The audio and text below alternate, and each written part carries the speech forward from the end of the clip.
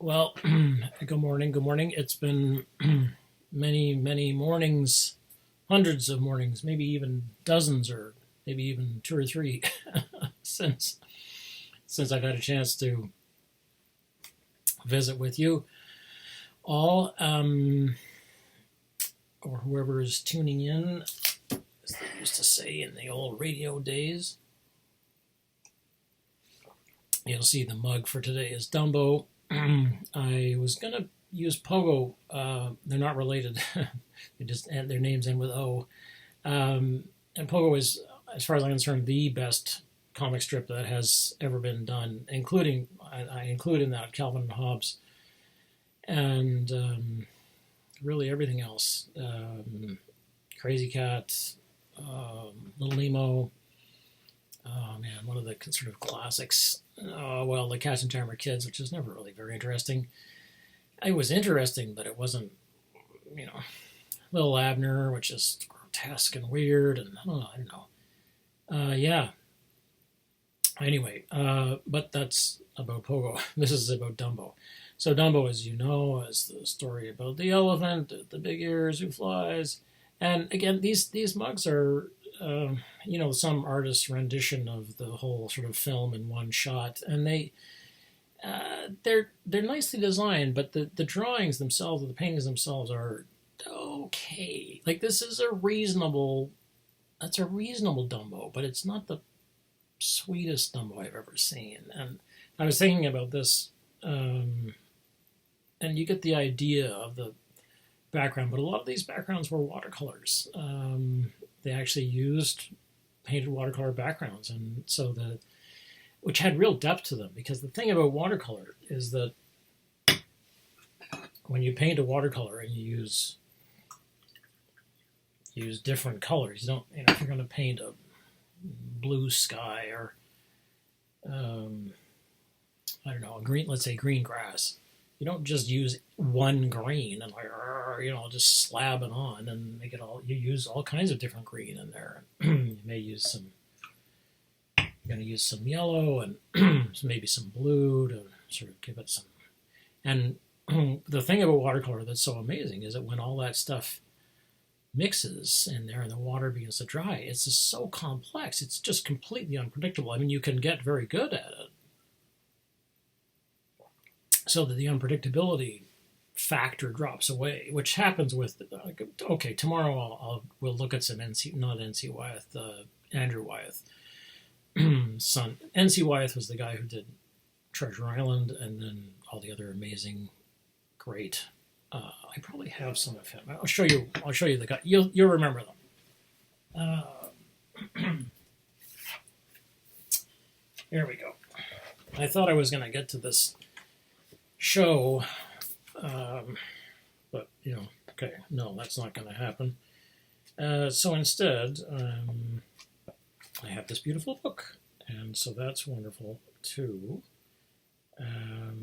Yeah, so like here, for instance, here's his Rip Van Winkle coming home, check on the missus after 20 years. Oh man, he was a hell of a painter. I think these are amazing. Oh my God, look at this. Look at this thing. Wow, look at that, eh? Just holy nilly, look at that thing. And they're big. These canvases are monstrous. Like they're, what this may say, no, it doesn't say. But they're, I mean, Wyeth painted them standing at an easel, which he built. And he built an easel that he could walk up. So to give you an idea of how big this thing is, it had like 8 steps on it. So he would put a canvas up on the wall, and then he would paint it, and he would walk up and down the easel. So these are big paintings. I mean, the canvases are, some of them are easily 4 by 6 feet. I mean, just huge. This is one of my favorite paintings of all time, The Wreck of the Covenant. Yeah, you can see, you have to.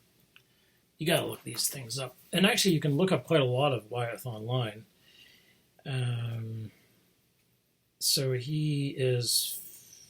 Oh, here are the end papers. Oh, this is one of the best paintings in the world. Oh, wow, look at that. Wow, these are the end papers for Treasure Island. So if you get the book of Treasure Island, the Scribner's Book of Treasure Island, the end papers will show you that painting. The painting takes a whole wall. It's like, my memory is that it's about 10 feet long by 8 feet high, and it's just three colors, right? I mean, it's this gold, and then it's the black and white of the pirates. And you really have to, I mean, these guys were really trained. I mean, they knew what they were doing. They didn't, whoops, oh, that was a happy accident. It's like, no, there were no accidents. So this is the kind of underpainting like you would do. They knew values, so they knew, gray. They trained to paint in gray first, and then you could lay color over a painting like that. So they knew how to paint in values. So much of it was because, well, partly because you have to learn values if you're going to figure out how to make a painting work, and if you're going to direct the eye and so on.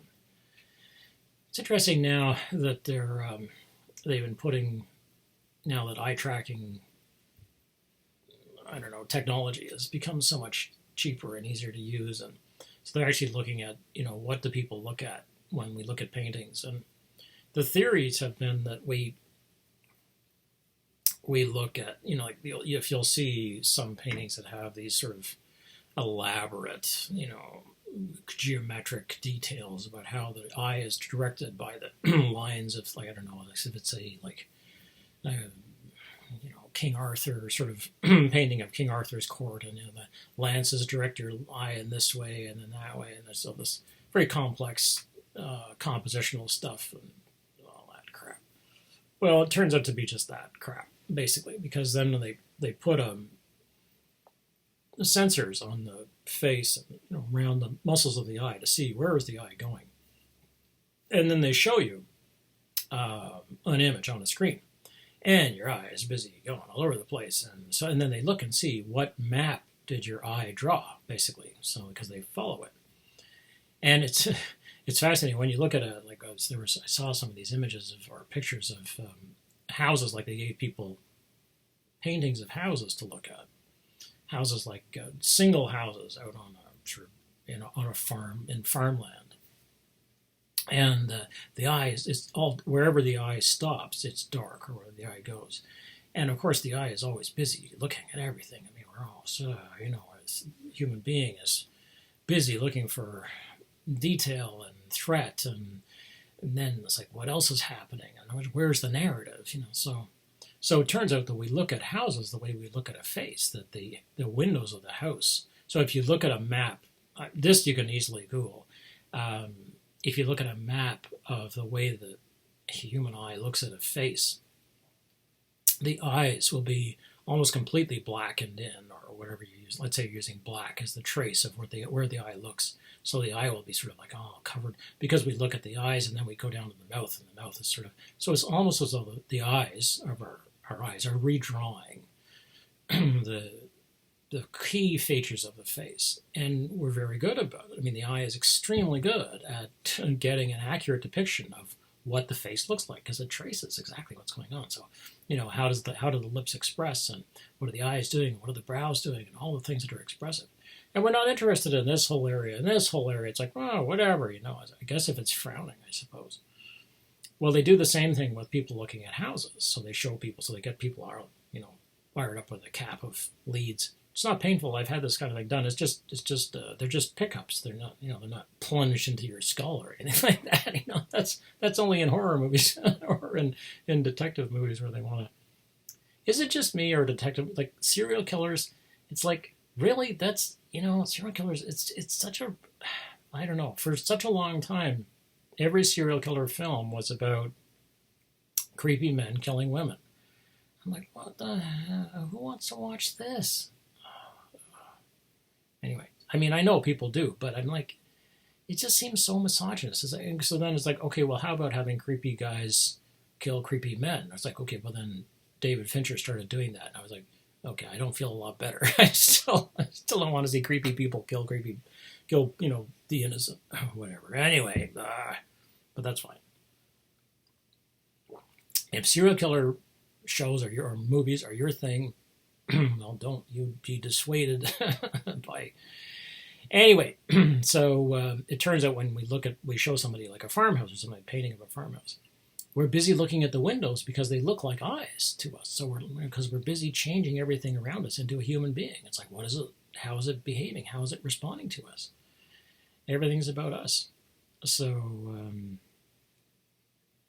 yeah. So in thinking, because it seems to have been a little heavy in the last couple of days, I thought that it's the last couple of days where people seem to be feeling oppressed, and I get that. So I thought you might enjoy seeing. Okay, not that. That's a bit heavy, but I thought you might enjoy seeing. So here's a picture of Dumbo. Now this, my memory is that this is Dumbo when he's still a baby. Yeah. So look at that drawing. So it would have been drawn.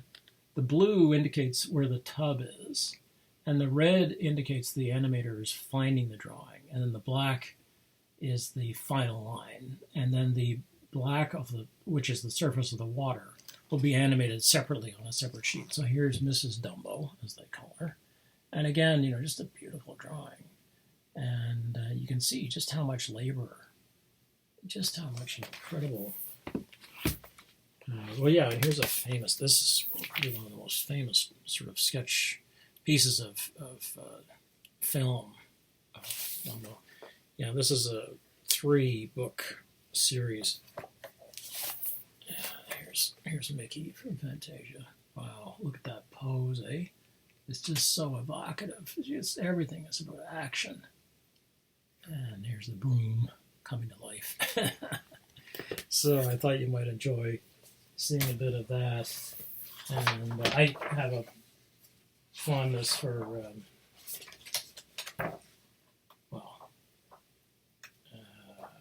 then here's Ben Ali, the alligator, who's after the hippos in the Ponchielli, the Dance of the Hours, which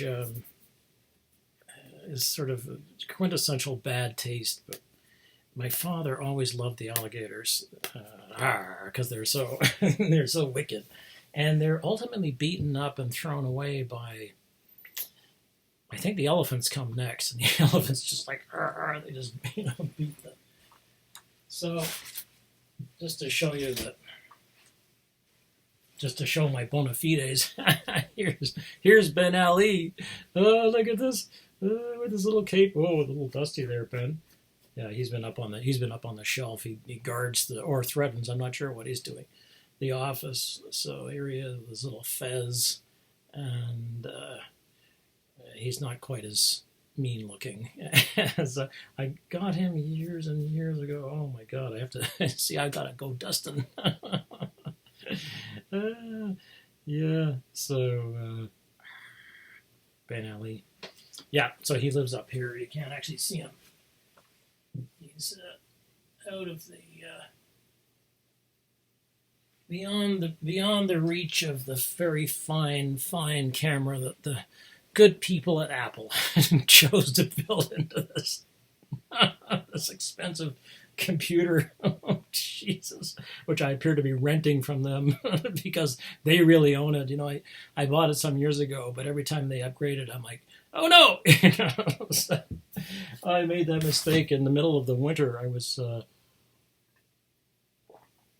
doing something one night. I was like, oh, and it wanted to upgrade.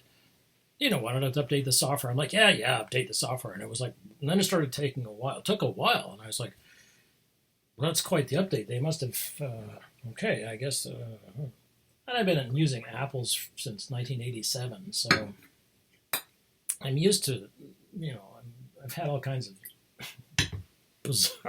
bizarre shit happen to me with Apples. But,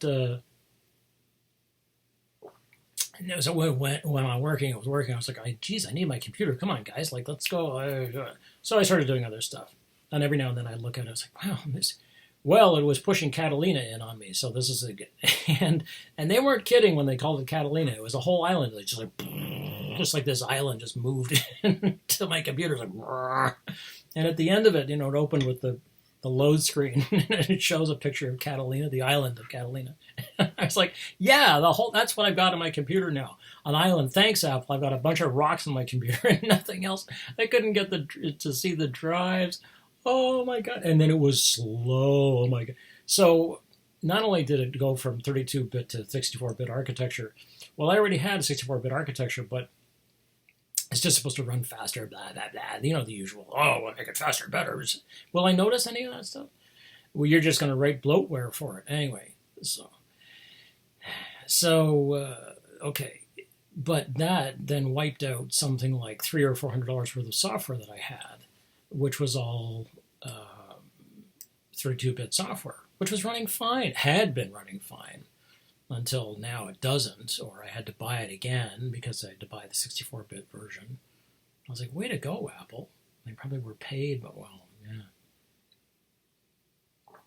So I have started to feel over the last couple of years that I don't really own this machine at all. Really what I do is I sort of lease it as long as Apple will let me use it, as long as they don't download a system or push out a system that'll brick my machine or our machines.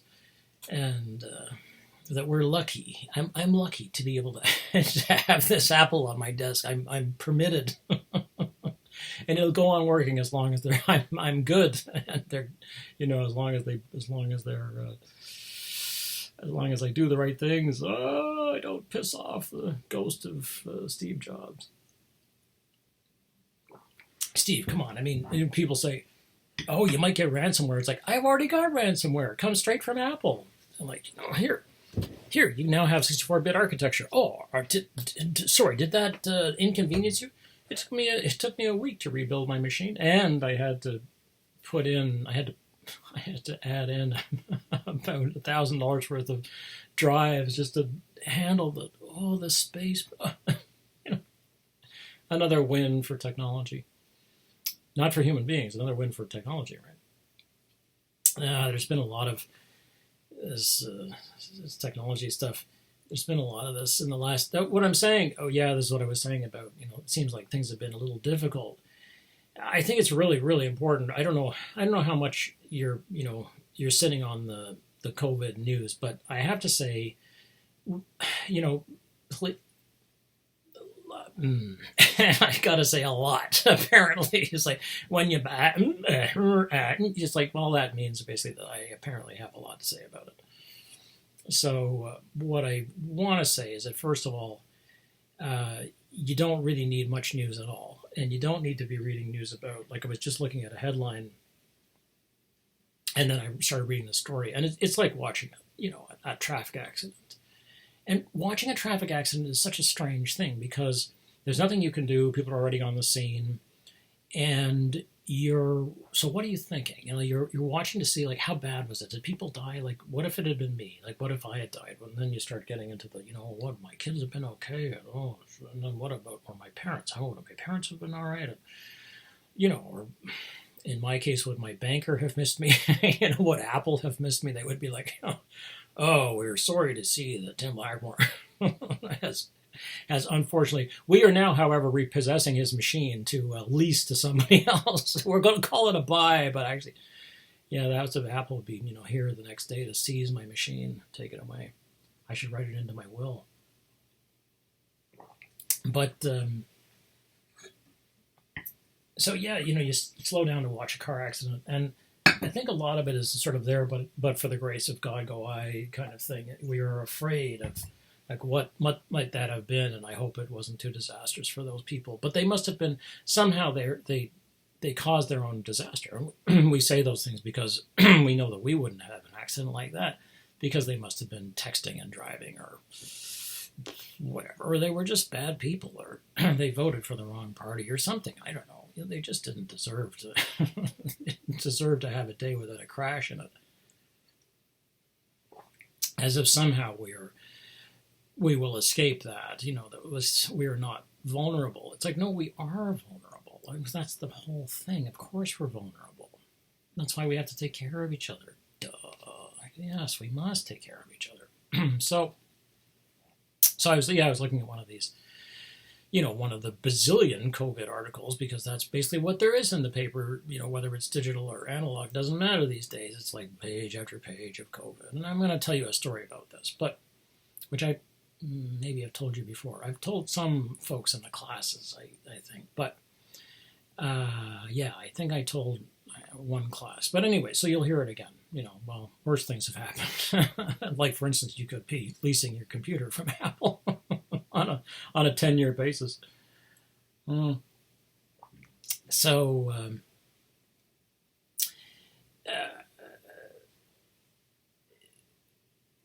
So you'd think, that's not going to be me. So this article I was looking at was a disaster. I won't even tell you what it was. I mean, it's just like, this is like, here, as if it weren't bad enough, here's this frontline, and I have an issue to pick with that too, serious issue to pick with that too. Healthcare worker who, and then it got worse, basically. So I started reading that. It was on the front page, just below the fold. So it wasn't, it wasn't their main story. Like, it was big, but it wasn't. They wanted to make sure you got this. Everything above the fold is like, that's the leading. This is, so leading edge, it bleeds, etc. Okay, and so I was looking at this story, and I was like, there's no way to take this story like this and in any way make it about anything except a disaster. It's just a tragedy. And that's what it looks like 24/7. Well, okay, so we're all focused on media studies, right? Unplug. Reduce your COVID news to about 2 minutes a day. I'm not kidding. Basically, what you need to know is, do they have any new advice for us about what to do in public if you're going out into public to shop, like to get groceries, I assume. If you're gonna wear a mask, which is now the debate.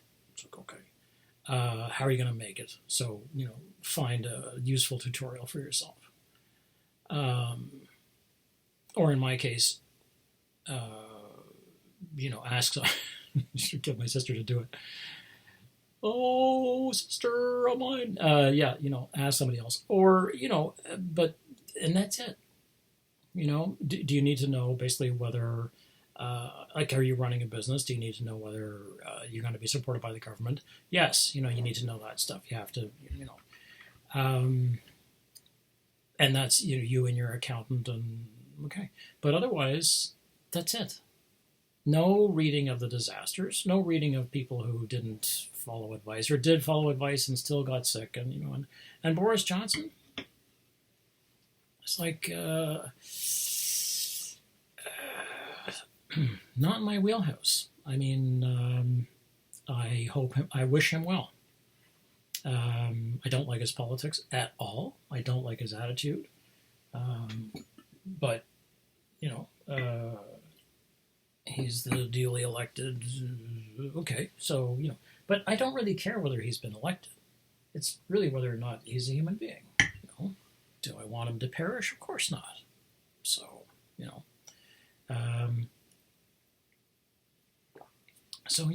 that's it. 2 minutes. And then if you find something and it's not, if you're looking at news sites and it's corona, look at something else. There's there's a bazillion other things to look at on this web, right? You do not have to look at coronavirus. All it's going to do is make you anxious, and it's going to give you this sense of dread. And the thing about that is that it's not helpful, because you can't even blow off the steam. Then you have to go out for another walk every time you have a sense of dread. It's like, oh, what am I going to do? It's like, well, so, one of the things you can do is not have it. Let's not start it, right? So don't get started with the disaster news. Now, this is based, this just seems a little dark in here, especially given what I'm talking about. This experience is based in, whoa, that's not good either. Jeez. got to get my good side. I'm not sure which that is, but there's got to be one of them. It's probably like the back of my ear.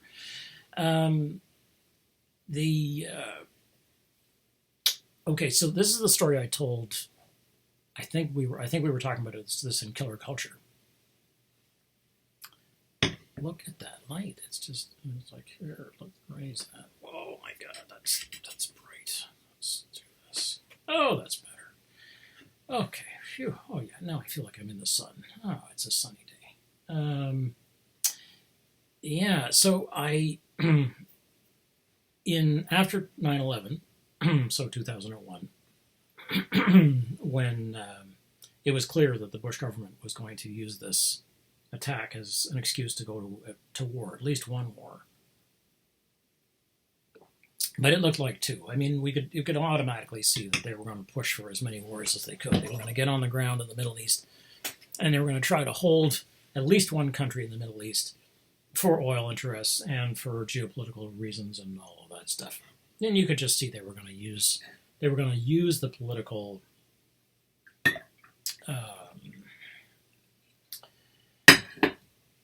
points that they'd accrued in the purpose or in the process of having the disasters of the Twin Towers. They're going to use that, and in the same way that FDR used Pearl Harbor to get America into World War II, which America was not interested in going into until Pearl Harbor. Right? So after the Twin Towers went down, at the time, the media environment was enormously different. For instance, there was no Twitter. In fact, there was no social media. There was no Facebook yet. I know this is pretty inconceivable, but it was a golden age. Everybody talked to everybody. Everybody was friends. Nobody was anxious. Everybody treated everybody well. It was the best of times. It was the worst of times. Oh, yeah, not. Oh, dear. So, anyway. So the media environment was that there were still papers, actually. Like London still had a free press that actually covered London, as opposed to having a sort of wrapper, like a 2-page wrapper around whatever the National Post sends it, or whoever owns it now. And it's like, here, you'll print this and find something to print around it. We'll call that the London Free Press. Okay. But at the time, there were 2 or 3 operating local London television stations. There was the London Free Press. There was the Gazette at UWO, which was interesting because it was a daily paper. It was a daily student-run paper. When I came here, it was the oldest daily student paper in Canada. And a couple of years ago, that's what happens when you go on sabbatical. I went on sabbatical, I came back, I was like, oh, no paper. I guess they'll start printing, when the year starts. Then the year started. I was like, no paper, this is weird. So I finally said to somebody, oh, what happened in the Gazette? They were like, oh, they kneecapped it. The student said, no, we don't want to pay for the paper. I'm like, what were they asking? It's like $8 a year. I'm like, yeah, that's a lot to pay for a paper every day. Oh, man. Again, you respect the idea that if you want to have a community, then you need to actually, foster the community. But anyway, we'll have it on the website. Yeah, that's all about community. Websites just build community. That's why you have to hire people to drive traffic to your website, because community building is just, it's organic. Anyway, whatever. So here it is, 2001. It's October. Well, actually, it's still September, because it's September 11. Now it's September 12, 13, 14. And the phone starts ringing. And and everybody who comments on war and media, the phones are ringing, the emails coming in, and it's like bing, bong, boom. Like your email is like ding, ding, ding. It's like a pachinko machine or a slot machine at Las Vegas. Like ding, ding, ding, ding, ding. It's just, tilt, I guess my sister would say she must have at one point worked near, I have to ask her about this, she must have worked near a variety store. And so she's like, winner, Gagnon. He's like, ah. And here comes the lotto. And so for a while, every time we would be talking about something and I'd say, what about this? She'd like, winner, Gagnon. It sort of became our code for like, the sarcastic, yeah, you won, but you didn't really win. Anyway, so that's what would happen. So I would get 3-4 calls a day. And I was doing as many as I could. I mean, basically, this Western is interested, all universities are interested in having the professors talk to the media because it can mean a bump of $3 to $5 million in essentially in exposure.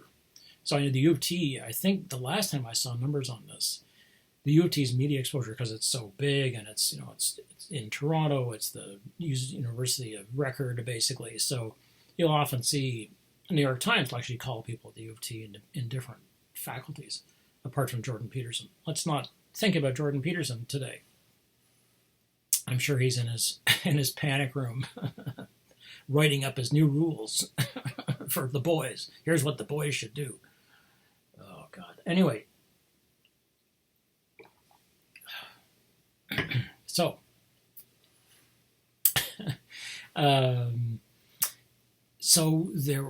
it's like there's just media. So the U of T it's like, yeah, the numbers I saw U of T, sorry, I'm getting back to this. The numbers at the U of T, I remember seeing $12 million that they actually were like, it was good for their bottom line to the tune of $12 million.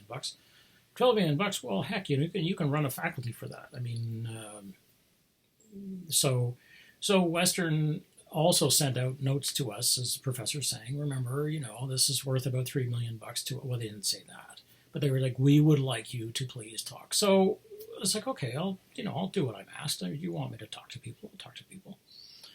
So I started talking to the press, and I had been happy to talk to the press. Press is interesting people. They're intelligent, they're thoughtful, they've developed these stories, they're thinking about them, and some of them get very involved in some of the stories. It was interesting. It's a media faculty. It's like, of course I want to talk to our friends in the press. Hey, like that's what we're supposed to be doing. Anyway, so I was talking to them. I was talking to, and I do a couple of interviews in the office, and then I'd, come home, and then people have my number, and they would call me, and then I would email, and can you come and be on television? It's like, yeah. I had a fight with somebody on City TV. Oh man, it was a few days after 9/11, and I was like, so many things had to have gone wrong for that to have happened that it did look suspicious to me. I was like, it looks to me like the Bush White House really benefited from having this thing happen. Did they let something slip through? It's like, well, they did have actual warnings, in August that there was going to be an attack on the World Trade Center. They specifically, you would think that as soon as they see planes diverting, that they would be like, oh, we're going to shoot those down, whatever, especially the Bush White House. They're like, okay, we're just going to go kill people. We'll just do it, because that's what they did later. They were like, all right, that's it. We're gonna send the country's poor to war, and we're going to include women in that, and we're going to kill a bunch of Iraqis and a bunch of Afghans, or Afghans, and so it's going to go. Too bad. So, to paraphrase Michael Herr, too bad, your kid got greased. It's like, yeah, right. So, he doesn't actually say too bad, right? So I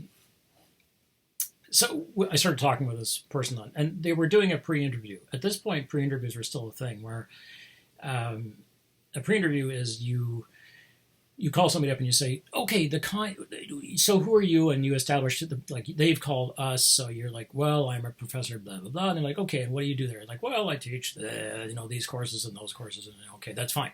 And I say, so do you think you could comment on blah, blah, blah? And you're like, yeah, I could comment on that. It's like, what do you want to know? And they're like, well, we're like, for instance, the kinds of questions that our host, Janine, would ask would be things like that. And then they start asking you questions. And you're like, yeah. And they're like, well, so what would you say to that? And it's like, well, I think with such and such, they did it. And they're taking notes because they want to know, basically, what's your take on it? And the CBC will pre-interview you for about an hour. I mean, they're very, very careful. And it's impressive. I mean, they don't send, some intern who's got like 1 week of experience. They send experienced producers who have been around for 20 years, and they're like, well, Tim, what do you think about this and this and this? And you're like, those are good questions. So you have a discussion with them for an hour, and at the end of the hour, they say, well, I think you're ready to come on our show. And you're like, okay, I think we could have recorded that whole thing and you could have had a show. I mean, whatever. And then you go on and, of course, you're on for 4 minutes or 3 minutes or 2 minutes or whatever it is. And you have to learn. In AM radio, they will not cut you off if you just keep talking. So I learned not to let pauses occur in AM radio if I had something I wanted to say. So if somebody would say something really stupid, in the morning, and I'd be like, oh, I'm going to be talking about that today. So they'd call me up and it's fine. And I'd give them answers and they'd say, okay, well, we're going to go live. Oh, once you're live, it's like, you got them.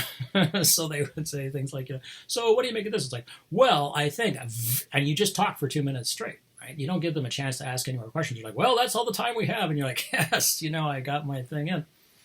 Because it's a two-way street. It's like, well, what kind of dumb questions are you going to ask me? Because you're going to ask dumb questions, because they do. They're like, well, do you think this is bad? It's like, no, I think it's bad. It's like, does something happen to Dorothy when she's flying around in Kansas? It's like, yeah. Jeez. Of course it's bad. Okay, what other low-ball questions or slow-ball questions have you got for me? Anyway. So you get used to that. So I was doing this pre-interview with somebody at City TV, which was still a big deal in Toronto. And I was used to City. I mean, they're aggressive. They're aggressive interviewers, and they're sort of there's a cheapo. At the time, they were kind of like a cheapo Canadian Fox News. They just, it's not so much the political aspect of it, but they just wanted to get they wanted to have a Donnybrook on air. They wanted to have some exciting, they loved starting a fight between. They loved having fights between. They would get those round tables going, and then somebody would say, do you think this and this and something? They would deliberately put on, people who were completely opposed to each other, and it wasn't because they wanted to have, a discourse. It's because they wanted to have a fight. They wanted people to throw chairs and. Yeah. So I was in a number of those kinds of environments, and you learn earlier, like, I'm not doing that. They call it like, well, you're gonna have, like, oh, what's it gonna be? It's a panel of 5 people. Like, no, no, find somebody else. I'm good, thanks. No, my blood pressure is good. Where it is, it's like, yeah, I don't need it to be up here. Let's keep it down here. My doctor says, because they'll raise your blood pressure, all right. Anyway, so this woman from City TV, she starts interviewing. She says, well, what did the poor Americans do to deserve such? And I'm like, well, they were bad actors in the world. What do you mean, what did the poor Americans do? I mean, they've been acting terribly in Iraq for the last, since 1991. Are you kidding me? It's been 10 years of punishment for Saddam is an idiot, and he's bad news. He's a torturer. Yeah, he's a dictator. Yeah, all those things. But America also supported him for 10 years before that. They're like, what? Well, we don't want to talk about that. I'm like, well, okay. I mean, but you can't just say it's like America was innocent, and then it's like, no. I mean, none of us. Come on. I mean, we're innocent. It's like, have you seen the way Canadian banks work in the Bahamas? Holy crap! Like that kind of thing. It's like, come on. Like people just. They just upped an attack. It's like, why don't they then? Why didn't Osama fly his airplanes into the Lego theme park in Denmark? It's like, because Denmark didn't do anything to them, right? I mean, it's like they haven't been persecuting them for the last 50 years. Jesus, they're trying to colonize them. It's like, come on. Like, do people just do this because they've got a hate on? Yeah, some people do. Sure, yeah. But to organize something like that. So we started having this discussion. She's like, well, do you think it was this? And I'm like, yeah, it could have been. She's like, well, you're not one of those people that believes that, they engineered this themselves. I'm like, well, we don't know. I mean, they're digging around in the rubble. It's still smoking, for Christ's sakes. Are you kidding me? We don't know what happened in Ground Zero 9/11. She said, well, it must have been. I'm like, you can't say it must have been this or that. I mean, you've got people on the ground who are disaster experts who are going through the rubble and saying, it looks like these buildings came down the way they were designed to come down, and so on. And then we're still digging out bodies. Holy Jesus. She's like, well, it must be da-da-da. I'm like, you can't say that. She's like, well, what do you think it is? I'm like, don't know means don't know. I remember specifically saying this.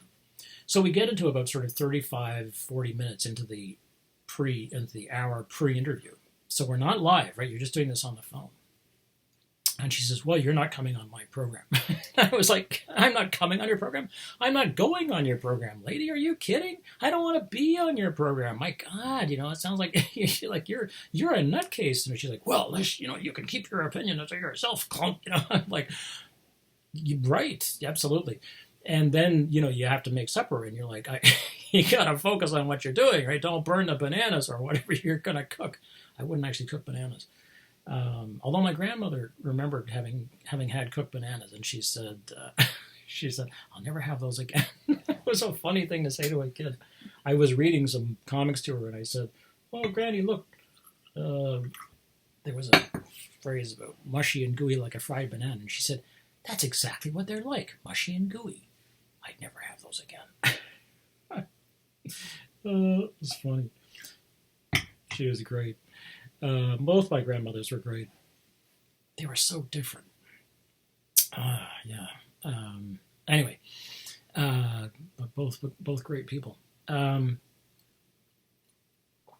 So in these days after the 9/11 thing, the phone calls just kept on coming. I probably did, on average, I was doing about 10 to 12 interviews a week, spread over the course of the week. Sometimes it was just one day, it would be like just one. The next would be three, and I'd get called from the CBC. They're like, we have a window for you to do an interview, and it's a rolling interview. So you're going to interview, so you got to be on, right? Because you're going to interview on the West Coast, and they're going to walk the way across the country, or actually it goes the other way. So if it's an evening show, they're going to start at 6:00 in Ontario, and then they're going to go to Manitoba, Alberta, BC, and so on. So you're on for the next 2 hours. You're like, I actually have a life here. I need to get marking done, and I need to eat some food, and not be talking about 9/11 the whole time, and what'll come out of it. Well, this went on for at least a month, and I kept records of all the things I'd done, and it was, as I say, it was dozens. So by the end of the month, I'd probably done something like 50 interviews. And that kind of went on for, I remember in the second week, I got a call from the Globe and Mail, because they would start rotating. So they couldn't deal with the same people all the time. They couldn't keep going back to the same experts who were going to say the same thing. It's like, well, actually, nothing has changed. That's one of the problems. So what's your take on this compared to yesterday? It's like, well, nothing has happened, right? Like, yeah, we know, but we have to fill the space. I'm like, right. So I was talking to this guy from the Globe. Very interesting. Experienced reporter, long-time reporter. So I said, okay, what do you need? And he's like, well, I need 3 sound bites. I'm like, about what? He's like, well, I need one about the American response. I need one about the media is treating the story. And I was like, oh, okay, American response. How about this? And you'd come up with a couple of sentences. He'd say, the Americans have, look as though they're moving towards using this to create state policy. But he's like, yeah, that's good state policy. Excellent. And they're going to chop up the quotations and use them the way they want. They're going to make them mean what they want. So all you can do is say what you're going to say, and then they're going to, it's a game. Everybody's going to do what they're going to do. You're going to do what you're going to do.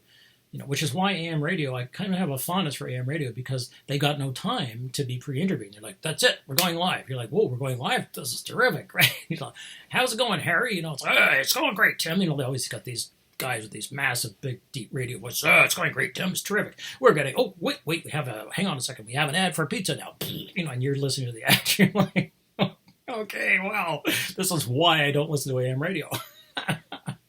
It's so noisy. God, you would think that I would be a good candidate for AM radio, but I'm not, because I'm noisy some of the time, but I'm not like this all the time. Anyway, and then they're like, okay, we're back. And Tim Blackmore, he's a professor at, it's okay, go. It's like, I'm like, oh, well, thanks, Harry. Glad to be here. And you say your thing. And they're not going to interrupt. They're like, you're filling up airtime. Great, that's terrific. That's all they need. So I said to this Globe guy, after we did our 3, I said, so how's it going in the office, in the newsroom? He's like, oh man, what a show we've got going on here. And I said, yeah, I can imagine it. I said, is there anybody? He said, oh, we have 9 pages of war to fill every day. I was like, wait, every day? So even somebody who studies war and writes about it and all that stuff, I was like, wow, 9 pages of war, boy, and nothing's happened. I mean, there's, if you're at war, you can cover the way what's happening to the troops, or you can roll your propaganda, and you're going to go out and find good neighbor stories about how people are being good to each other, all the sort of the typical sort of good news, the good news thing on the home front. So much of the media is pointed at the home front and keeping people satisfied and in a line.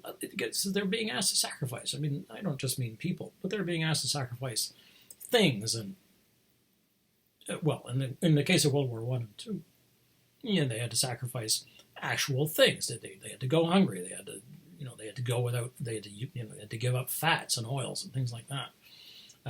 There wasn't enough light. You had to use candles and so on. So there are all kinds of things you're sacrificing. This did not happen with Vietnam. It did not happen with the wars in Iraq and Afghanistan, which were virtually invisible to the citizens of really all the countries who were fighting, except, of course, for the countries that were being invaded. So Iraq and Afghanistan themselves, which were the war zones, the war was very, very visible on a day-to-day basis. Anyway, so I said, wow, 9 pages of war. Okay. So basically, and I cannot remember whether it was 9 or 11. I may have told you 11 pages. I cannot remember now. I mean, it's now 19 years ago. I can't remember. But it was a massive number of pages. So I said, wow, what are you doing? He's like, oh, we're getting desperate. We take the wire service stuff and we rewrite that, and then we talk to people like you. And I'm like, right, and I'm not saying anything new. He's like, yeah, that's right. And so, it was difficult. Okay, let's transfer this to now, right? You've been wondering, what the heck does this have to do with anything, Tim? It's like, okay, what it has to do with is, what kind of information are you getting on a day-to-day basis that is actually new to you, that is useful to you? None. Right? The information you're getting that you want to know is the virus controllable? No. Is there anything we can do that we're not already doing? No. Is there a vaccine? Not yet. Are they working on it? Yes. Are people not obeying the best advice that we have from people whose specialty this is, who medical personnel? Yeah, they're not obeying that. They're being stupid. Are they endangering the rest of us? Yes. Is there anything we can do to help people who are, basically in a tough part of medical delivery? Not really. I mean, you can sign petitions to pay nurses more, pay support workers, people who are working in hospitals who are cleaning, because they're invisible too. Yeah. If you want to do something, could you deliver food for people who are stuck in? Sure, absolutely. Could you run errands for people? Yeah, you could. Be careful. Can you do things to help? Sure, you can. Beyond that, what's the news? Well, there isn't any. Right? There really isn't any news, except that it's tough and it's hard and it's bad. So you can get a ton of that. That's mostly. So this is the amount of information that we're getting every day. That's we already know, and then this is the amount of information which we don't know yet, which is about how bad it is. And it's all bad. It's not half of it is stories about people who are like, well, I had this virus and then I recovered and I'm okay. So now I'm immune and I can donate plasma and I can go out in the community and help people because I'm not shedding the virus. I'm not going to give it to anybody else and I'm not going to get it and I'm not in danger. So how about that? How about the army of people who are slowly recovering from this thing, who basically could be helping, once they feel better, of course, and who essentially are invulnerable. Well, I haven't seen a story like that. Maybe I've seen one, so there's maybe this much. But the rest of it is this much. Look at the terrible things. Okay. So that's because we're going to slow down to look at the traffic wreck. This is another accident in process. And our fear, what keeps us coming back to it, is that we are afraid it's going to be us. And we're trying to figure out how to get around that logic. How will it not be us? Well, we'll be smarter. We'll be better. We won't be stupid like them. We wouldn't be, and so on. Sure. All of that stuff makes lots of sense. Up to a point, at which point we can't actually do anything, and we have to accept that. So then what you have to look at is this amount of stuff. It's like eating poison, because as you take it into your body fills with anxiety, and it's like a mold. Suddenly your body is full of this dark mass of all these bad news stories. How do they help you? It's like, well, you could say that they're helping you connect with the outside world and so on.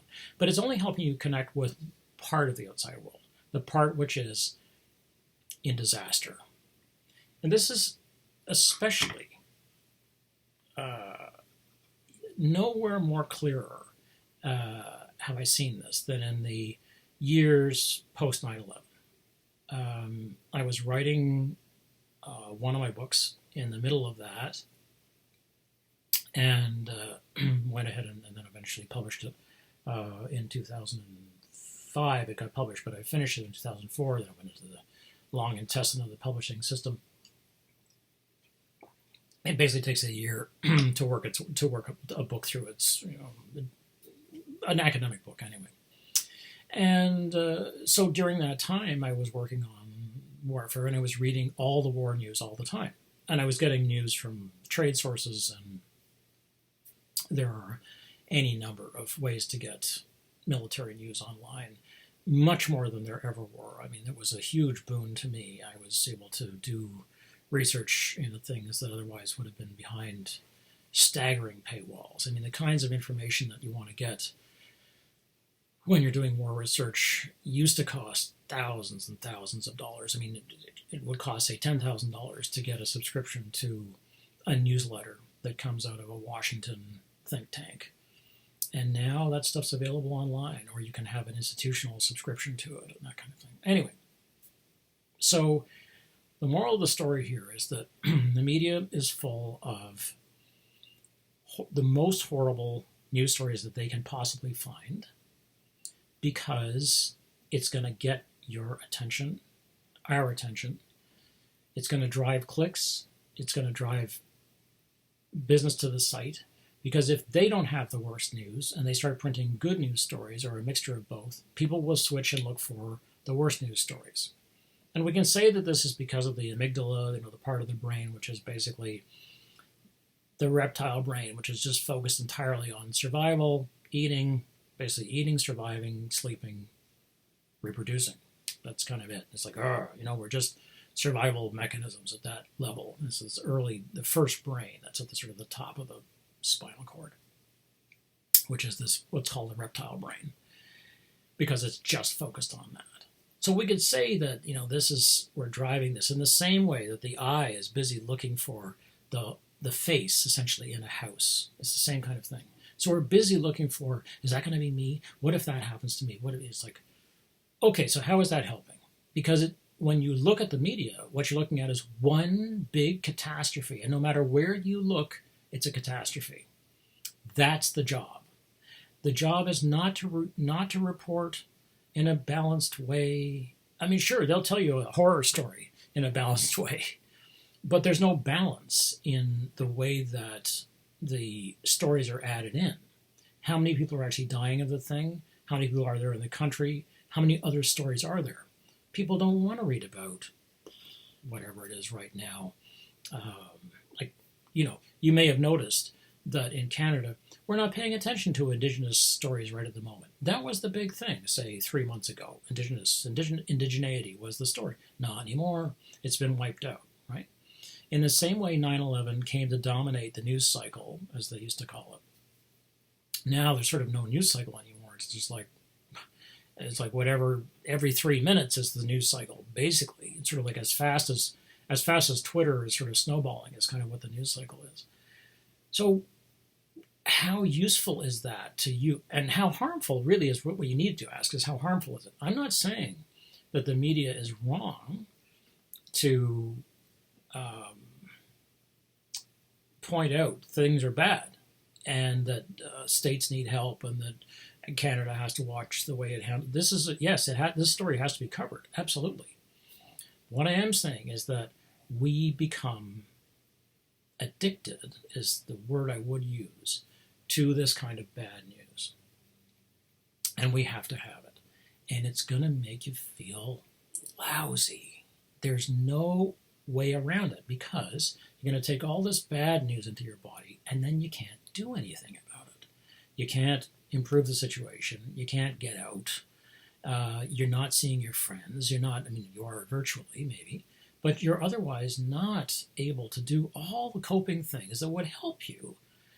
Instead, and so you feel even more closed in, and you're closed in with the fear. So it's like being closed in with a big black cloud that's chasing you around inside your own place, and your own place gets smaller and smaller. And it's like you feel like you're closed in. You're claustrophobic. It's like that's because you're listening to these horrible stories, right? Which are it's all bad all the time. Whoa, that's So I want you to think about seriously, what are you taking into your body? Because this news is a brain-mind thing. It's not just one thing. It's everything. It's holistic. Your whole body responds to these kinds of stories. You can't just keep it up here. It's like, well, I'll just get this information up here and I'll just keep it up here. It's like, no, it goes right to your heart. It goes right to your stomach. Your stomach goes, I'm knotted up, and your heart goes, oh, I feel like that's it. I'm finished. I won't survive this. It's like, slow down. How are things right now? Are they okay? They might go on being okay. If things work as we hope they will work, most people won't get this. The people who do get it will have the resources they need to recover from it. Some people won't recover. Yeah, that's true. Yeah. But it doesn't mean that as you pass by a traffic accident, that every single person who passed by the traffic accident is now going to have a traffic accident, and we're going to have a highway full of traffic accidents for the next 9,000 miles. No, that's not how it works. You pass by a traffic accident and you think, oh God, what if that were me? What if it did all those fears, and you catastrophize. Oh no, that's going to happen to me.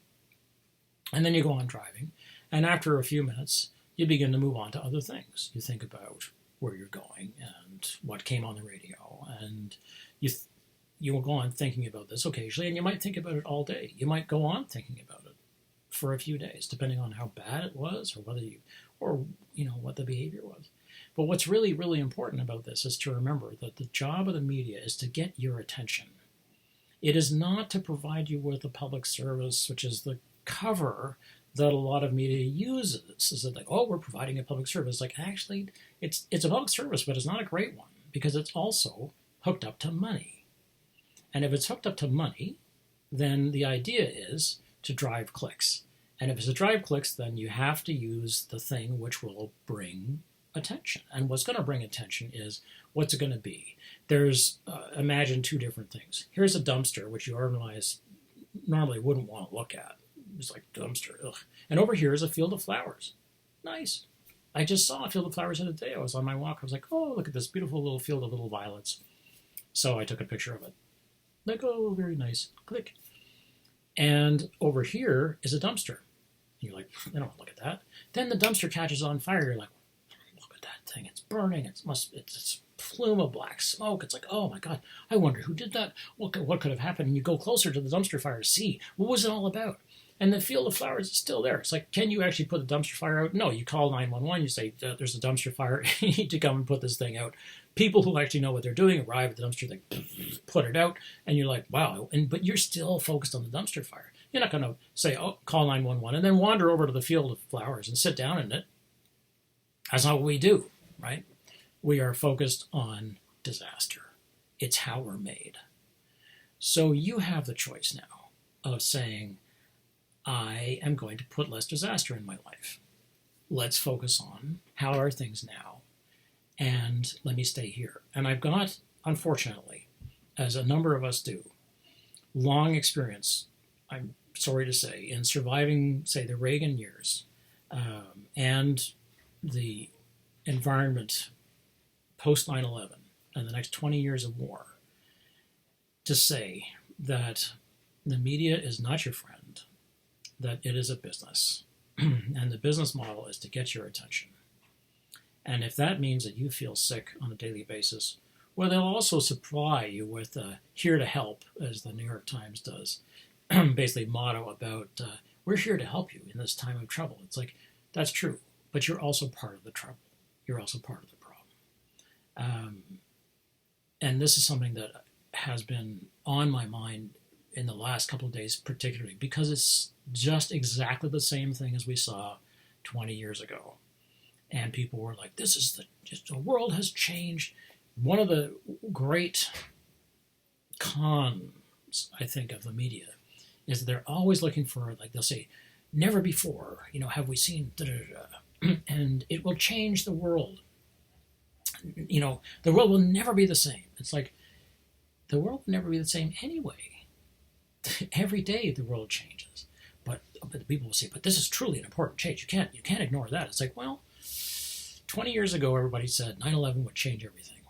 It's like, well, how did it change everything? Well, we ruined a couple of countries in going to war on them, and we tanked the economy because we were $3 trillion in debt now because of the war, which we had to buy, which with money we didn't have, military supplies and use them. We got a bunch of people killed, wounded, hurt, damaged, so on.